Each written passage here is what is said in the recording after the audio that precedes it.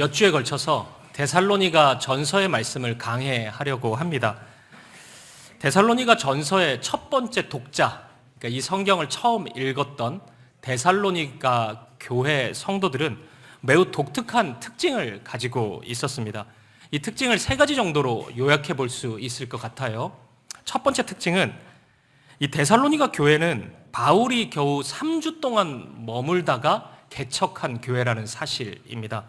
사도행전 17장을 보면 바울이 그의 전도팀과 함께 2차 전도여행을 다니다가 데살로니가라는 도시에 이르게 됩니다. 그리고 새 안식일에 성경을 가지고 복음을 가르쳤다, 이렇게 기록되어 있습니다. 새 안식일, 3주 동안 말씀을 가르치고 교회를 세웠다는 것입니다. 물론 어떤 학자들은 3주는 아니었을 거다, 그보다는 더 길게 있었을 것이다 라고 주장하기도 합니다. 하지만 최대치로 주장하는 그 학자들의 의견도 3달을 넘지는 않습니다. 그렇게 본다면 3주에서 3달 사이일 텐데 정말 짧은 기간 바울이 이 지역에 머물면서 개척한 교회가 데살로니가 교회구나, 이렇게 우리가 이해할 수 있을 것 같습니다. 그리고 두 번째 특징은 바울이 너무 짧은 기간 교회를 세우자마자 바울이 떠나버렸기 때문에 데살로니가 교회 성도들은 마치 버림을 받은 것 같은, 오늘 설교의 제목처럼 고아가 된 것 같은 그런 상실된 마음을 가지고 있었다는 사실입니다. 이 데살로니가 전서 안에는 이런 마음을 가지고 있는 데살로니가 교회 성도들을 염두에 둔 바울의 가족적인 언어로 가득 채워져 있습니다. 몇 개만 보죠. 2장 7절을 보면 우리는 그리스도의 사도로서 마땅히 권위를 주장할 수 있으나 도리어 너희 가운데서 유순한 자가 되어 유모가 자기 자녀를 기름과 같이 하였으니, 이 유모라는 단어를 바울이 사용하고 있습니다. 데살로니가 교회를 바라보는 마음이 이렇다는 거고, 데살로니가 교회와 나의 그 관계가 바로 이런 관계 속에 서 있다는 것을 이야기하고 있습니다. 2장 11절 말씀을 보면 너희도 아는 바와 같이 우리가 너희 각 사람에게 아버지가 자기 자녀에게 하듯 권면하고 위로하고 경계하노니, 그러니까 아버지라는 가족 언어를 쓰고 있습니다. 내가 하는 모든 일들이 아버지가 자녀를 사랑하는 그 마음으로 하는 것이다, 그렇게 말했고 행동하는 것이다, 그렇게 말씀하고 있습니다. 그리고 2장 17절 말씀을 보면 형제들아 우리가 잠시 너희를 떠난 것은 얼굴이요 마음은 아니니 너희 얼굴 보기를 열정으로 더욱 힘썼노라. 그러니까 잠시 너희를 떠난 것은, 너희를 떠나다라는 이 단어, 이 표현이 바로 고아가 되었다는 그 의미를 담고 있습니다. 그래서 이 단어에서 이 고아라는 영어 단어가 나오기도 했습니다. 내 마음이 떠난 것이 아니다. 너희가 고아와 같이 지금 상실된 마음을 가지고 있지만 나는 언제나 함께 있다, 이 마음을 표현하고 있습니다. 데살로니가 교회는 이제 막 탄생한 교회였고, 그렇기 때문에 많은 사랑과 돌봄이 필요한 상황이었지만 여러 가지 이유로 인해서 바울을 비롯한 사역자들의 돌봄을 받지 못하고 있었고, 그 결과 마치 고아가 된 것 같이 버려진 상실된 마음을 가지고 있었다는 것입니다. 그리고 세 번째 특징, 마지막 세 번째 특징은 가장 놀라운 부분인데, 이렇게 버림받은 것 같은 마음을 가지고 있는 교회였음에도 불구하고 데살로니가 교회가 너무나 멋지고 아름답게 서 있었다는 사실입니다. 오늘 본문 7절, 8절 말씀을 우리가 함께 읽어보도록 하겠습니다. 시작. 그러므로 너희가 마게도냐와 아가야에 있는 모든 믿는 자의 본이 되었느니라. 주의 말씀이 너희에게로부터 마게도냐와 아가야에만 들릴 뿐 아니라 하나님을 향하는 너희 믿음의 소문이 각처에 퍼졌으므로 우리는 아무 말도 할 것이 없노라. 아멘. 아멘. 엄청난 말씀이죠. 지금 데살로니가 교회가 이제 막 세워진 교회인데 뭐라고 말씀하냐면 모든 믿는 자의 본이 되었다고 말씀하고 있습니다. 그러니까 사람들이 예수 믿는 게 뭐야? 예수님 믿는 사람은 어떠해야 되는데? 이렇게 질문할 때 대답하는 사람들이 데살로니가 교회를 얘기했다는 거예요. 아, 데살로니가 교회 성도들 보면 되지. 그 사람들이 어떻게 주님을 사랑하고 어떻게 살아가고 있는지를 보면은 그게 주님 믿는 거고 주님을 믿는 자의 모습이다, 이렇게 설명했다는 것이에요. 하나님을 향한 믿음의 소문이 각처에 퍼져가고 있었습니다. 이게 도대체 어떻게 된 일일까요? 아마 데살로니가 전서라는 이 편지, 이 말씀을 받는 이 상황이 교회가 세워진 지 1년 또는 2년 정도가 지났을 시점일 텐데, 그러니까 개척 2년차를 맞이한 데살로니가 교회가 어떻게 해서 이렇게 아름다운 모습으로 서 있을 수 있단 말입니까? 그래서 저는 오늘 설교 그리고 몇 주 동안의 이 데살로니가 전서의 말씀을 살펴보면서 여러분과 함께 이 질문에 대한 답을 좀 찾아보고 싶습니다. 우리 사김의 교회도 이제 첫 돌을 지나서 두 번째 해를 지금 맞이해서 지나고 있는데 오늘 말씀을 통해서 우리 교회가 걸어갈 방향을 찾을 수 있었으면 좋겠습니다. 그리고 더 구체적으로 저와 여러분의 가정, 우리 각자가 믿음 안에서 걸어가야 될 그 길을 확인할 수 있기를 주님의 이름으로 간절히 소망합니다. 어린아이 같은 데살로니가 교회가 영적인 거인으로 서 있었던 가장 큰 이유는 우리가 그 이유를 생각할 때 가장 먼저 한 명의 사람을 떠올릴 수밖에 없습니다. 그 사람은 바로 이 교회를 설립했던 바울 사도입니다. 오늘 본문은 바울의 마음 그리고 사역의 모습을 우리가 생각하는 것보다 훨씬 더 구체적으로 우리에게 알려주고 있습니다. 우리는 바울이라는 사람의 이름이 워낙 유명하기 때문에 예수 안 믿는 사람도 바울은 알지 않습니까?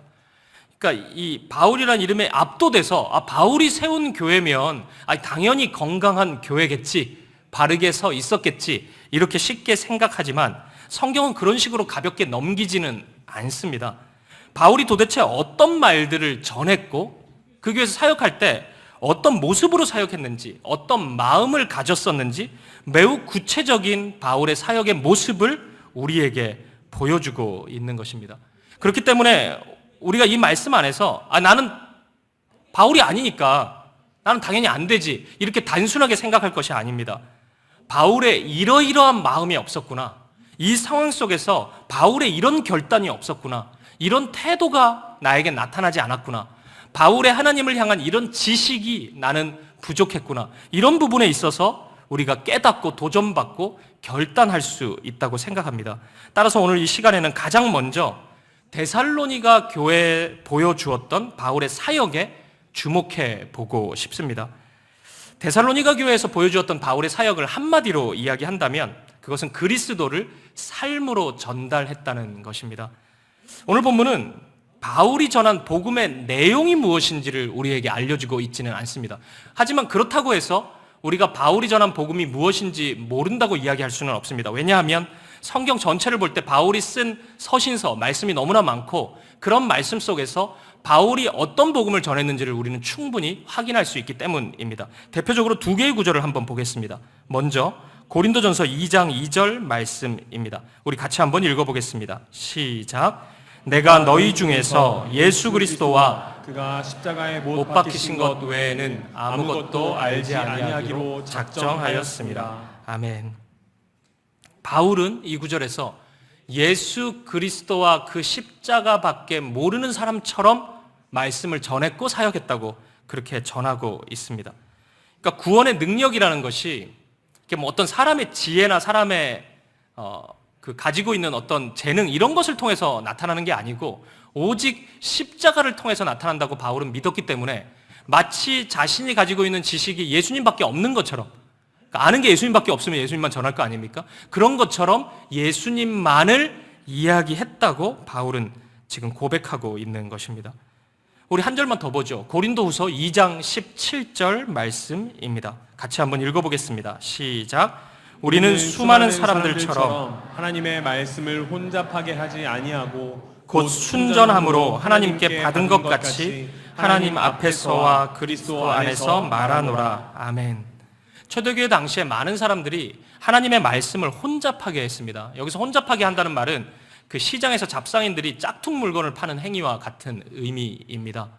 그러니까 뭔가 있는 그대로의 복음을 전하지 않고 있는 그대로의 말씀을 전하지 않고 뭘 자꾸 뒤섞고 뭐 이상한 것을 은근히 진리인 것처럼 전하고 이런 일이 있었다는 것입니다. 너무나 많은 이들이 복음을 왜곡해서 전하는 일들이 있었습니다.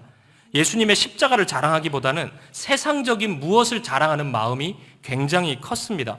내가 무엇을 가지고 있고 어떤 재능이 있고 내가 세상적인 이런 배경을 가지고 있고 그것이 예수님을 전하는데도 충분한 이유나 도구가 될 수 있다고 그렇게 생각했어요. 그러니까 비슷하게 세상적인 것을 자랑하는 일들이 나타났던 것입니다. 사실 이런 모습은 1세기 교회에만 있었던 것이 아니라 오늘 우리의 모습 속에서도 굉장히 많이 나타나지 않습니까? 그래서 이런 우스운 얘기가 있어요. 바울 사도가 오늘 이 시대 대한민국 교회에 목사로 사역했다면 결코 교회의 담임 목사로 청빙을 못 받았을 거다. 이런 얘기가 있습니다. 그러니까 바울은 예수님만 전하는데 많은 사람들은 이 외적인 부분을 너무 중요하게 생각하는 겁니다. 우리 목사님의 외모가 어떻다, 학력이 어떻다, 목사님의 얼굴을 보니까 너무 밝다, 키가 크다, 이런 것들을 우리가 너무 중요하게 생각하고 그 안에서 나타나는 하나님의 말씀이나 이런 것에 우리가 관심을 못 가진다는 그런 이야기입니다. 그러니까 바울은 절대 그렇게 하지 않았다는 겁니다. 세상적인 것이 조금이라도 섞일까 봐 늘 조심했고 주의했고 오직 예수 그리스도만을 전했던 것입니다. 바울이 예수님만을 전했던 것은 이런 이유 때문은 아닙니다. 이거 하면은 하나님이 기뻐해 주시니까, 그래서 나한테 무엇을 하나 내가 원하는 거 하나 줄 수 있으니까 내가 썩 내키지는 않지만 이런 식으로 사역을 해야 되겠다, 내가 자랑할 것도 많지만 예수님만 전해야 되겠다, 이런 것은 아니었습니다. 또는 그리스도 중심으로 설교를 하고 사역해야 하는 것이 마땅하다, 그것이 옳은 것이다라는 어떤 당위 때문에 이런 식의 사역을 한 것도 아닙니다. 바울이 이렇게 사역을 했었던 이유는 오직 그 안에 예수님만을 사랑하는 마음 때문이었습니다. 진짜 예수님만을 사랑했고 예수님이 전부라고 생각했기 때문에, 그것밖에 없었기 때문에 바울은 친히 예수님만을 전했던 것입니다. 제가 이찬수 목사님이나 틴켈러 목사님 얘기도 많이 했는데 이런 목사님을 제가 매우 좋아하는 이유가 바로 여기에 있습니다. 그러니까 많은 분들이 이찬수 목사님을 얘기할 때도 또 팀켈러 목사님을 얘기할 때도 그리스도 중심의 설교를 하고 사역을 한다, 그것이 이 틀이 너무나 참 좋은 것 같다, 이런 얘기를 많이 합니다. 그것도 틀린 말은 아닌 것 같습니다. 하지만 저는 두 분의 설교나 이렇게 사역을 보면서 그보다 더 궁극적인 것을 발견해요. 그것은 이분들은 어떤 틀이 있기 때문이거나 어떤 신학적인 체계 때문에 그 사역을 하기보다는 그 안에 예수님밖에 없는 거예요. 그러니까 예수님이 너무 좋으니까 무슨 얘기를 할 때마다 예수님 얘기를 하는 겁니다. 그러니까 사람이 그것에 완전히 제가 지난 한 달 반 동안 얘기를 하다 보면 계속 팀 켈러가 나오지 않았습니까? 이게 덕후에게 나타나는 일인데, 그러니까 사람이 정말 한 대상을 정말 사랑하면은 무슨 얘기를 할 때마다 그 얘기를 하게 된다고요. 그러니까 예수님 얘기를 하는 겁니다. 예수님 진짜 사랑하기 때문에 예수님만을 전하고 예수님만을 이야기했던 것입니다. 저는 이러한 열망이 사람에게 만약 있다면 이 열망의 최고봉이 바울에게서 나타난다고 생각합니다. 그렇기 때문에 저는 바울이 데살로니가 교회에 갑자기 딴 얘기를 했다, 이런 생각을 할 수 없다고 생각합니다. 바울은 데살로니가 교회에서도 오직 예수님만을 전했을 것입니다. 예수님만을 선포했고 예수 그리스도의 십자가를 이야기했을 것입니다. 그런데 여러분, 오늘 본문의 소중함은 바울이 예수님만을 전했습니다, 그리고 바른 복음을 전했습니다, 여기에 그치지는 않습니다. 그 복음을 바울이 어떤 마음으로, 어떤 성품으로 전했는지가 오늘 본문에 드러나 있어요. 제가 지난 수요일에 이 복음과 성품의 상관성을 좀 얘기했습니다. 그러니까 한 사람이 복음을 진심으로 접하고 영향을 받기 시작하면은 그 성품이 복음스럽게 바뀌게 됩니다. 그러니까 그 안에 매우 복음과 유사한 합당한 예수님을 닮은 덕성이 생겨나게 돼요. 그런 성품을 가진 자가 복음을 전하기 시작할 때 그 복음이 그 능력에 걸맞게 사람들에게 전파된다는 것을 제가 이야기했습니다. 오늘 본문의 바울이 그 상관성을 매우 탁월하게 우리에게 증명해주고 있다고 생각해요. 오늘 본문 5절 말씀을 우리 한번 보시겠습니다. 같이 한번 읽어보죠. 시작. 이는 우리 복음이 너희에게 말로만 이른 것이 아니라 또한 능력과 성령과 큰 확신으로 된 것임이라. 우리가 너희 가운데서 너희를 위하여 어떤 사람이 된 것은 너희가 아는 바와 같으니라. 아멘. 바울은 이 구절에서 복음을 말로만 전하지 않았다고 고백하고 있습니다. 그러니까 말과 더불어서 바울은 삶이 있었던 것입니다. 자신이 전했던 십자가의 그 삶을 바울은 직접 살아갔던 것입니다. 갈라디아서 3장 1절을 보면 이런 말씀이 있습니다. 바울의 고백인데, 어리석도다 갈라디아 사람들아, 예수 그리스도께서 십자가에 못 박히신 것이 너희 눈앞에 밝히 보이거늘 누가 너희를 꾀더냐. 이 말씀에서 조금 이상한 표현이 하나 있는데, 그건 예수 그리스도께서 십자가에 못 박히신 것이 너희 눈앞에 밝히 보이거늘, 이 표현입니다. 이게 왜 이상하냐면, 갈라디아 교회의 성도들은 예수님 이후에 바울을 통해서 복음을 접했고 십자가를 들었고 그렇게 예수님을 믿었습니다. 그런데 바울은 지금 뭐라고 얘기하냐면, 너희 눈앞에 예수님의 십자가가 보이지 않냐고, 너희가 보지 않았냐고 그렇게 얘기하고 있는 겁니다. 안 봤거든요, 실제로. 근데 바울은 너무나 당당하게 그것을 보았지 않았냐고 질문하고 있습니다. 바울이 왜 이렇게 고백할까요? 왜 이렇게 질문할까요? 저는 이 바울의 질문 속에, 바울의 말씀 안에 바울의 삶이 은닉되어 있다고 생각합니다. 바울이 자신의 삶으로 예수님의 십자가를 직접 보여주었던 것입니다. 그래서 미국의 플러신학교의 김세훈 교수님은 이 부분을 이렇게 번역을 했더라고요. 제가 한번 이 갈라디아서 3장 1절을 다시 한번 읽어드리겠습니다. 내가 여러분에게 복음을 어떻게 말과 삶으로 그려냈습니까? 거리에 걸린 포스터나 현수막처럼 십자가에 달리신 그리스도를 그려냈습니다. 그렇게 분명한 것을 보았으면서도 어떻게 잘못된 복음을 쫓아갈 수 있단 말입니까? 길거리에 누구나 볼 수 있는 현수막, 포스터, 이것처럼 내가 내 삶으로 예수 그리스도의 십자가를 보여주지 않았냐고 바울은 질문하고 있는 것입니다. 데살로니가 교회 성도들이 이 바울의 모습을 보면서 얼마나 강력한 도전이 되었을까요? 바울의 삶이, 그들의 눈으로 볼 때 바울의 삶이 그가 전한 말과 정확히 일치된다는 사실을 확인했을 때, 데살로니가 교회 교인들에게 있어서 바울의 말은 그냥 공중에 둥둥 떠다니는 말이 아니었을 것입니다. 하나님의 능력으로, 매우 강력한 도전으로 다가왔을 것이에요. 저는 오늘 우리가 이런 능력을 소망할 수 있기를 바라고, 이런 열매를 꿈꿀 수 있기를 간절히 갈망합니다. 여러분, 그러면 바울은 어떻게 해서 이런 삶을 살 수 있었을까요? 말과 삶이 지금 일치되고 있는데 어떻게 그럴 수 있었을까요? 이 대답은 어찌 보면 조금 싱거울 수도 있습니다. 제가 발견한 답은 바울이 진짜로 그렇게 믿었기 때문입니다. 그러니까 바울은 예수님을 진짜로 그렇게 믿은 거예요.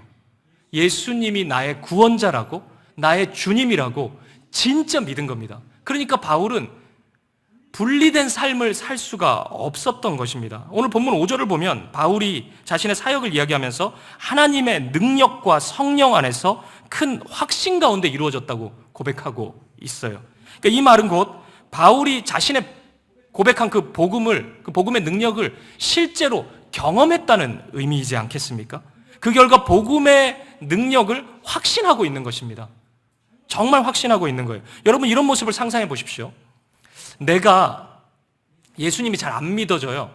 복음이 잘 안 믿어져요.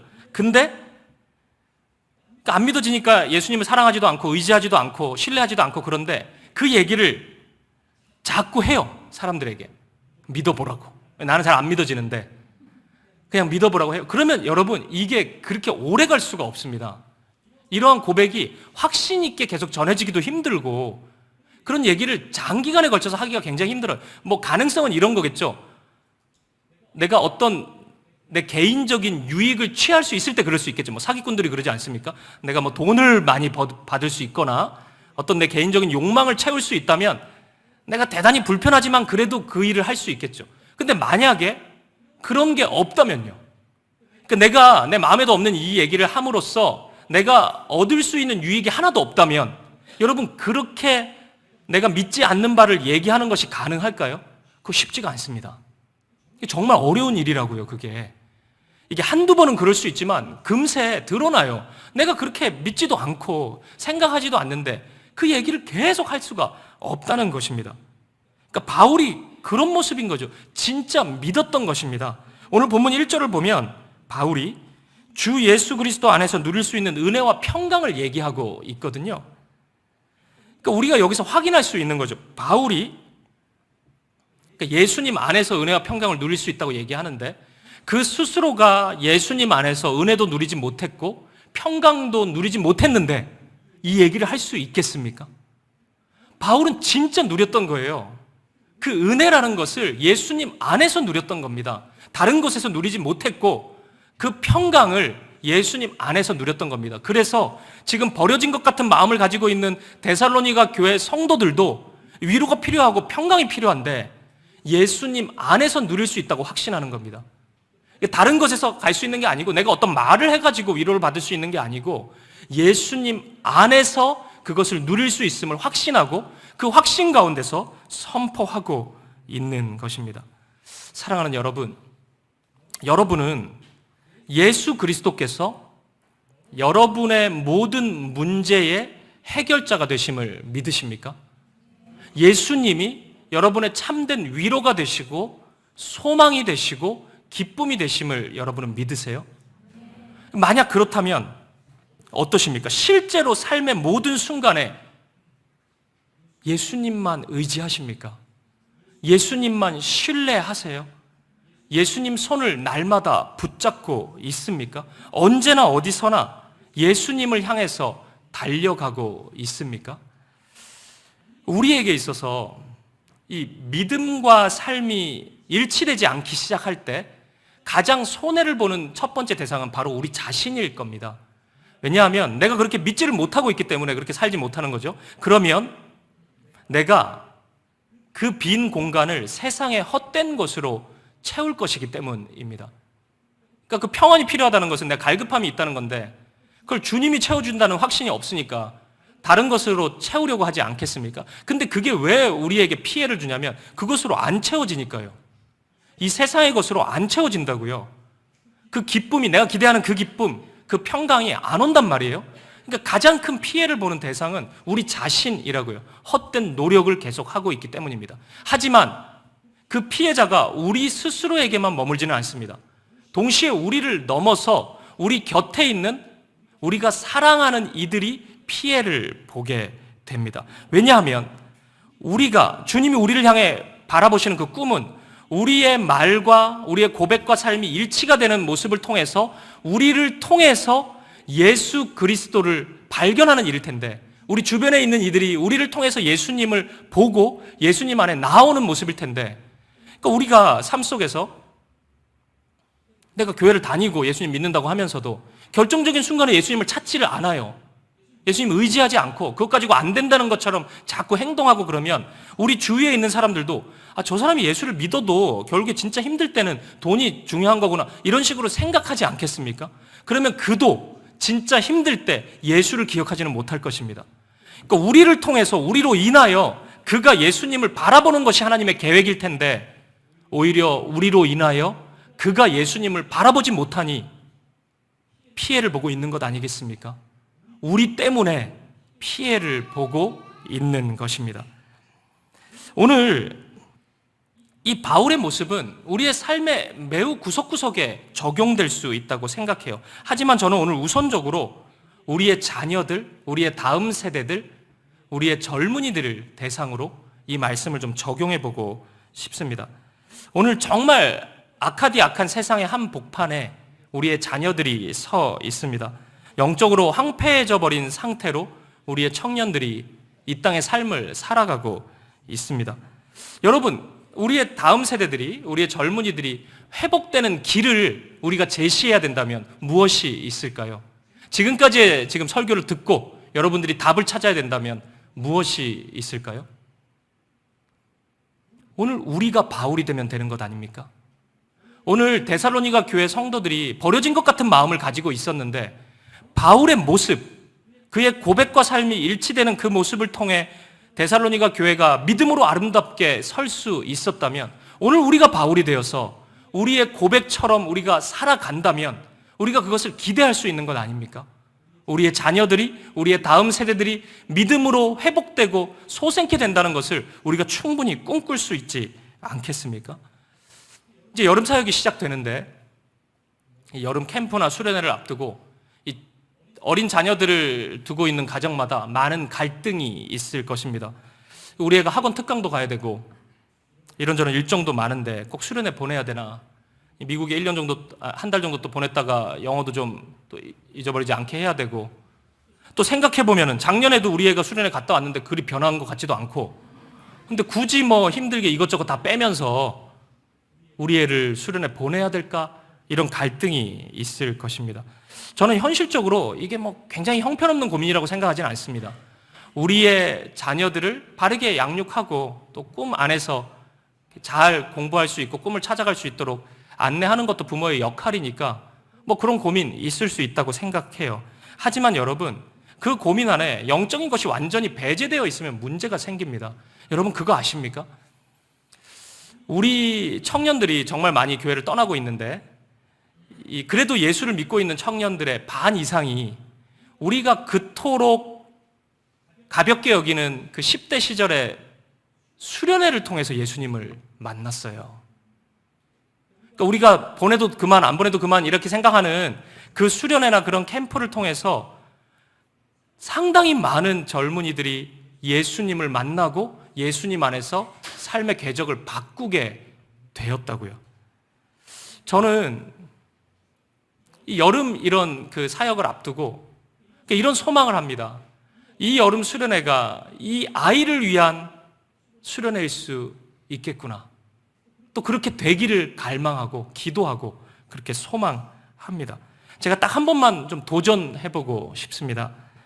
여러분 믿음의 결단을 해보셔요. 그러니까 말로만 자녀들에게 예수님이 정말 중요하다, 신앙이 정말 중요하다 그렇게 얘기하지 말고 그 관계 속에서 그 현실 속에서 타협하지 말고 믿음의 결단을 한번 해볼 수 있었으면 좋겠습니다. 그러니까 예수님이 중요하다고 얘기하면서 공부도 중요하고 근데 중요하지만 신앙생활은 나중에도 계속 할 수 있으니까 일단 오늘 교회 가지 마라, 학원 가라, 일단 오늘 공부하고 온라인으로 일단 하고 뭐 그냥 성경 한 절 읽고 넘어가고 기도 넘어가고 예배 넘어가고 우리가 그렇게 이야기를 하고 그런 삶을 보여준다면 그건 곧 메시지입니다. 우리 자녀들에게 예배보다 더 중요한 것이 있다는 것을 알려주고 있는 거 아닙니까? 뭐요? 공부가 더 중요하다. 너 대학 가는 게 더 중요하다. 그게 안 중요하다는 얘기가 아니에요. 이 대한민국 사회에서 중요하죠. 하지만 그것만이 제일 중요한 것입니까? 그것보다 더 중요한 거 없어요? 주 예수보다도 귀한 것은 없네 고백하는데 사실은 마음으로 있습니다. 대학이 더 중요합니다. 그렇게 우리 노래하고 있는 것입니까? 그런 행동을 보여주지 말자고요. 우리가 한번 결단해 볼 수 있었으면 좋겠습니다. 이번 여름, 오늘 저와 여러분이 이 여름에 바울이 되겠다고 한번 결단해 볼 수 있었으면 좋겠습니다. 대단한 거 아니잖아요. 우리의 가정에서, 삶의 자리에서 바울이 되어보는 겁니다. 지금 우리 자녀들에게 있어서는 주님이 가장 절실하게 필요할 때입니다. 오늘 우리의 말과 삶이 일치된 모습, 그 믿음의 삶을 통해서 우리의 자녀들이, 우리의 다음 세대들이 마음을 움직일 수 있기를 바랍니다. 하나님을 향한 복음으로 나아갈 수 있기를 바라고 그 복음이 담겨있는 보화를, 그 상자를 기꺼이 열 수 있는 우리의 자녀들, 우리의 다음 세대들이 되기를 간절히 소망합니다. 이어서 바울의 사역에 대해 하나만 더 살펴보고 싶습니다. 저는 오늘 본문을 통해서 이것을 또 발견해요. 바울이 사역자들과 형성했던 관계가 굉장히 새롭게 보였습니다. 그러니까 이 관계 또한, 이 동역자들과의 관계 또한 매우 복음적인 모습으로 보였기 때문입니다. 그러니까 그 어떤 한 사람을 알려면 그 사람과 가까이 해보면 안다, 이런 얘기가 있잖아요. 그러니까 그것은 뭐 틀린 얘기도 아닌 것 같아요. 가까이 하면은 우리가 실체를 발견할 때가 있습니다. 멀리서 볼 때는 되게 멋진 사람이었는데 가까이 가보니까 그렇지 않더라, 이런 얘기를 우리가 많이 하지 않습니까? 그래서 어떤 그 목사님은 그냥 메시지를 들을 때나 멀리서 볼 때는 너무 인격적인데 그와 가까이 사역한 사람들은 고개를 절레절레 흔드는 분들이 있습니다. 막 욕하고 소리 지르고 물건 집어 던지고 막 이런 분이 있다는 거예요. 그러니까 저는 이와 관련해서 이 오늘 본문 말씀을 계속 읽다가 굉장히 새롭게 다가온 이 구절이 있어요. 그게 1장 1절입니다. 이겁니다. 바울과 실루아노와 디모데는. 그러니까 지금 말씀을 기록하고 있는데 초대교회 바울이 세운 교회는 바울의 권위가 실로 대단하기 때문에 바울 이름만 적어도 된단 말이에요. 그것을 충분합니다. 그리고 이 데살로니가 전서 바울이 썼습니다. 이 말씀 읽다 보면 내가 뭐 이렇게 계속 1인칭이 반복되는데 누가 보더라도 그 바울입니다. 바울이 쓴 거예요. 근데 굳이 디모데, 실루아노 이 이름을 같이 언급하고 있습니다. 바울이 왜 그랬을까요? 왜 굳이 이 이름들을 언급할까요? 저는 여기서 바울의 성품을 보는 겁니다. 이런 예를 들어보면 금방 이해가 될 것 같습니다. 제가 사역자로서, 담임 목사로서 사역을 하다 보면 저의 단점이나 연약함이 드러나지 않겠습니까? 우리 1부 때도 이런 분이 없었는데 뭐 동의하시는 거잖아요. 그 실제 그렇잖아요. 연약함이 드러나요. 그러니까 아무리 뭘 인간적으로 잘 준비해도 이 경험이 없기 때문에 그런 연약함이 나타난다고요. 그때 어떻게 하는 것이 가장 탁월한 일일까요? 제가 그런 단점이 드러날 때 어떻게 하는 것이 좋을까요? 기도하고 물론 하나님의 은혜를 구하는 그것과 더불어서 그런 은사가 있는 동역자와 함께 사역을 하면 되겠죠. 그런 사역자를 청빙을 하거나 아니면은 그런 은사가 있는 성도님과 함께 동역하면서 사역을 하면 될 것입니다. 근데 문제는 여기서부터입니다. 저의 연약함을 어떤 다른 사역자가 채워주다 보면 성도님들이 그 사역자를 좋아하는 일이 일어나지 않겠습니까? 그러니까 담임 목사는 그걸 못하는데, 잘 못하는데 저 사람은 저걸 하니까 되게 좀 관심도 가고 또 같이 있고 싶고 또 칭찬도 하고 뭐 그런 일이 일어나지 않겠습니까? 이게 사람이 모인 곳에는 얼마든지 그럴 수 있잖아요. 그럼 저의 마음이, 그 모습을 바라보는 저의 마음이 어떻겠습니까? 그럼 저라고 예를 드니까 감히 얘기를 못 하는데, 어떤 A라는 분이 그렇게 있을 때 어떤 마음을 가질 것 같아요? 상당히 많은 분들이 그 지점에서 시기와 질투를 느낀다고요. 그러니까, 내가 저 칭찬을 받았으면 좋겠는데 왜 저 사람이 저 칭찬을 받고 있나? 그리고 은근히 우리 성도님들은 저 사람을 되게 좋아하네? 뭐 이런 생각을 가진단 말이에요. 마치 사울이 전쟁이 끝나고 나서 사울은 천천히요, 다윗은 만만이다. 이런 노래를 들었을 때 막 분노했던 것처럼 이게 마치 정치인들이 여론조사를 접했을 때 그 마음, 뭐 그런 게 우리에게 찾아올 수 있단 말이에요. 그럼 시기 질투가 막 생긴단 말이에요. 그랬다고 쳐요. 그랬을 때 제가 이런 결정을 한다면 이게 이제 최악으로 가는 거예요. 야, 저 사역자가 있으니까 내 인기를 다 뺏어가네. 사임시켜야 되겠다. 그리고 불러가지고 나가세요. 우리 교회에서 사역하지 마세요. 만약 이랬다면 어떤 일이 벌어지는 겁니까? 이게 최악의 일이 일어나는 거죠. 성도님들은 그를 통해서 누렸던 아름다운 일들을, 은혜의 열매들을 누리지 못하게 되겠죠. 그리고 저는 또 그것을 채워주지 못하니까 계속 스트레스가 쌓이지 않겠습니까? 바로 이것이 복음이 그냥 말로만 이루어지지 않고 그 복음이 성품을 변화시켰을 때 나타나는 일이고 그 복음이 성품을 변화시키지 못했을 때 나타나는 가장 끔찍한 사건인 것입니다. 그러니까 그 마음이 복음스럽지 않게 그냥 그렇게 사역의 현장에 서 있으면 얼마든지 이런 일이 일어날 수 있는 겁니다. 얼마든지 사역의 현장 속에서도 나를 드러내고 싶고 나를 자랑하고 싶고 이 일을 통해서 내가 칭찬받고 싶고 내 영광을 취하고 싶고 이런 마음이 사람 가운데 있을 수 있는 거예요. 하나님의 일을 하면서도 충분히 그럴 수 있는 것입니다. 제가 최근에 틴켈러 목사님 얘기를 많이 했으니까 이찬수 목사님 얘기를 하나 하겠습니다. 제가 목사님에 대해서 자신 있게 이야기할 수 있는 것이 하나 있습니다. 그건 그분을 가까이 하면 할수록 더 좋았다는 거예요. 말씀드린 것처럼 가까이 하면 할수록 실망하는 사람이 있거든요. 근데 목사님은 그렇지는 않았습니다. 제가 분당우리교회에서 사역하기 전에 목사님에 대해서 알았잖아요. 설교도 많이 들었었고 그때 제가 이런저런 판단을 많이 했어요. 그냥 이런 사역을 하시는 분이구나. 또 저는 그 설교학을 전공했기 때문에 설교에 대해서 판단을 많이 했거든요. 이건 좀 잘못된 설교 아닌가? 뭐 아니면 좀 이상한 설교 아닌가? 뭐 이런 식으로도 막 제 마음대로 생각하고 그랬어요. 근데 그분을 가까이에서 그게 얼마나 그 의미 없는 생각인지를 제가 알게 됐습니다. 복음을 향한 그 뜨거운 마음, 그리고 교회를 향한 그 열정, 그리고 바르게 말씀대로 살고자 하는 그 열망, 그것이 정말 엄청나게 거대하다는 것을 제가 알게 됐어요. 그래서 옆에 있을 때마다 영적인 거인이 서 있는 것 같은 그런 착각을 불러일으켰습니다.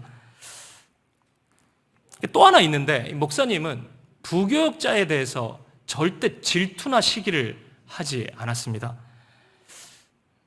여러분이 많이 웃으실 수도 있는데 일부 때는 엄청 많이 웃으셨는데 이 이야기에 제가 그동안 사역했던 교회에서는 가끔 내가 설교를 너무 잘하면 어떡하지? 뭐 이런 생각을 한 적이 있습니다. 이게 다 형편없는 생각이라는 거 아는데 그런 생각을 가끔 할 때가 있어요.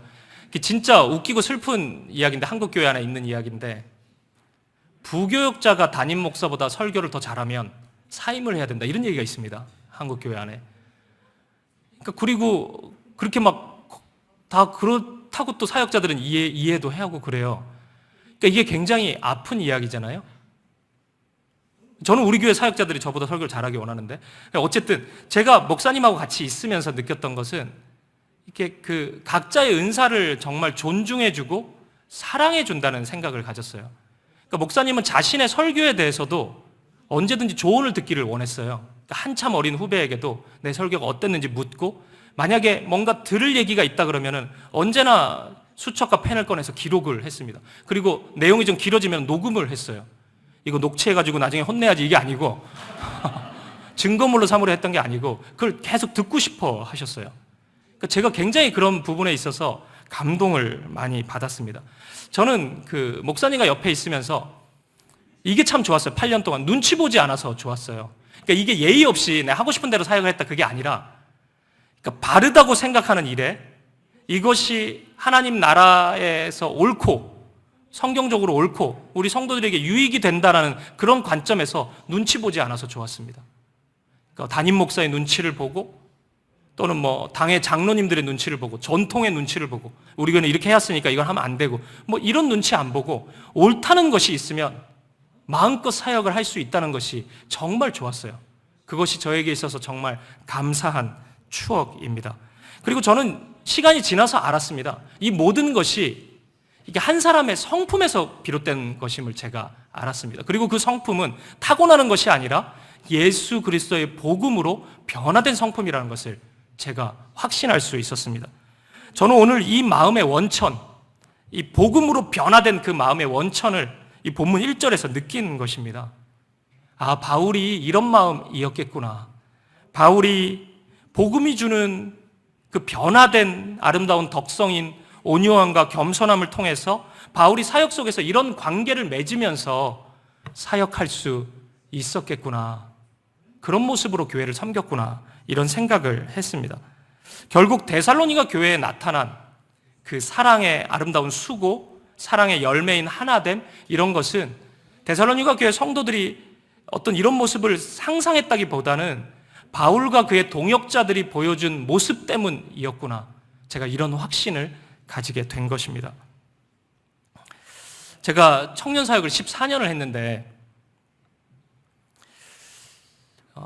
청년들을 많이 만나보면서 유독 그 중직자의 자녀들이 신앙과 교회에 대해서 상처가 크다는 것을 제가 알게 되었습니다. 그리고 그 중심에는 집에 와서 그 부모님들이 그렇게 목사나 장로나 성도들 욕을 많이 한대요. 그러니까 막 목사 XX 막 이러면서, 그러니까 막 대표기도 할 때 너무 은혜롭게 하는데 집에 와서는 막 이렇게 넥타이 풀고 하면서 아우 막 그 인간 막 이런 얘기를 한다는 거예요. 제가 청년들한테 직접 들은 얘기입니다. 놀랍죠. 물론 그런 상처가 목회자로부터 비롯됐다는 것을 제가 모르는 바는 아닙니다.